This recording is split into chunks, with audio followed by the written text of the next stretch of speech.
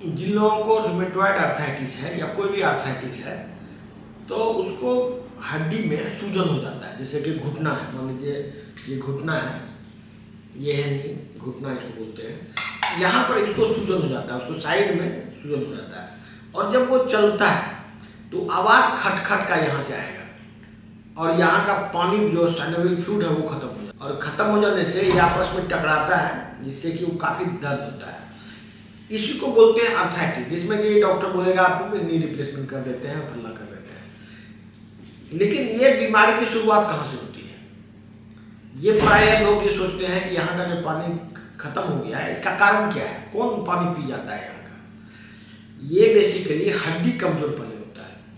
हड्डी कमजोर होने के बाद हड्डी में जैसे कि कोई भी चीज़ देखेंगे हड्डी स्मूथ होता है।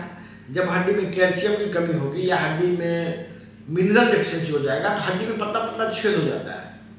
पतला पतला इस छेद के द्वारा पानी सोख लेता है। लोग ये बात देखिए, ये बात पेशेंट से छुपा लिया जाता है। पेशेंट को ये नहीं बताया जाता कि हड्डी में पतला पानी कहाँ चला गया। उसको बोला जाता है कि पानी तो नहीं है, तो उसके लिए क्या किया है कि सैनल पानी का इंजेक्शन इसमें दे देगा। बोलेगा इसमें इंजेक्शन से पानी आता है, उसमें एस्ट्रॉयड का इंजेक्शन या कोई साइनोवियल फ्लूइड कह के कुछ केमिकल मिला के उसको बोलेगा साइनोवियल फ्लूइड टाइप का चीज़ है, इसमें हम डाल देते हैं।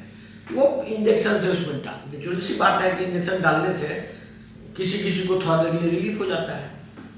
लेकिन आप खुद ही सोचिए कि ये बीमारी ऐसे ठीक हो सकता है? किसी भी आदमी से ये बोला जाए कि भाई ये पानी, इसका तो इलाज तो ये होना चाहिए ना कि हड्डी जो कमजोर है, हड्डी में जो मिनरल डेफिशिएंसी है वो पूरा किया जाए। इसके बाद क्या परिपाटी चला हुआ इस बीमारी में कि लोग कैल्शियम का टेबलेट खाते हैं और कैल्शियम का टेबलेट खाने से क्या होता है कि हड्डी और कमजोर हो जाता है। कि असल में हड्डी में सिर्फ कैल्शियम का डेफिशिएंसी नहीं है, उसमें मल्टीपल मिनरल्स का डेफिशिएंसी है। और सिर्फ यदि कैल्शियम एक्सेस मात्रा में खाएंगे तो इसमें सिर्फ कैल्शियम रहेगा और ओनली कैल्शियम से बना हुआ हड्डी बहुत ही कमजोर होता है। तो ये बीमारी उससे भी ठीक नहीं हो सकता है कैल्शियम का टेबलेट खाने से।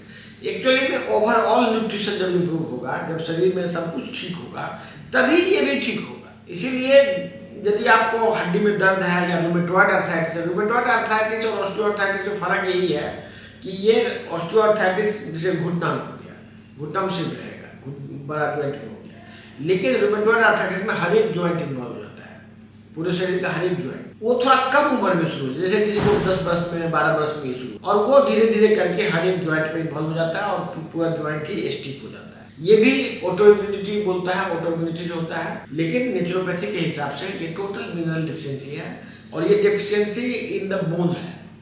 इसी का रिफ्लेक्शन है दर्द, इसी का रिफ्लेक्शन है पानी का सूखना, सब एक ही जगह से। ये सब जो मैं बातें बता रहा हूँ ये बेसिकली एलोपैथी की बुक में भी है लिखा हुआ। ऐसा नहीं है कि एलोपैथी के डॉक्टर को नहीं पता।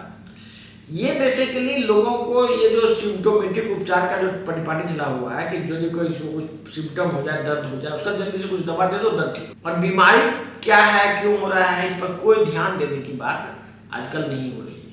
ये वीडियो बनाने का मेरा पर्पस है कि लोग इस वीडियो को देखें, अपने दोस्तों को शेयर करें, ज़्यादा से ज़्यादा लोगों को बताएं, जिससे समाज में एक परिवर्तन आए। समाज में अभी शोषण का जो माहौल है, बीमारी के नाम पे शोषण, एक्चुअली में बीमारी का इलाज के नाम पे बीमारी पेशेंट का शोषण हो रहा है, जिसका अंत आप लोग खुद कर सकते हैं। ये सरकार नहीं कर पाएगी, पब्लिक चाहेगा तो ये अंत हो जाएगा। ये अवेयरनेस लोगों में फैलाइए जिससे कि लोग इस तरह का गलत उपचार से बचें।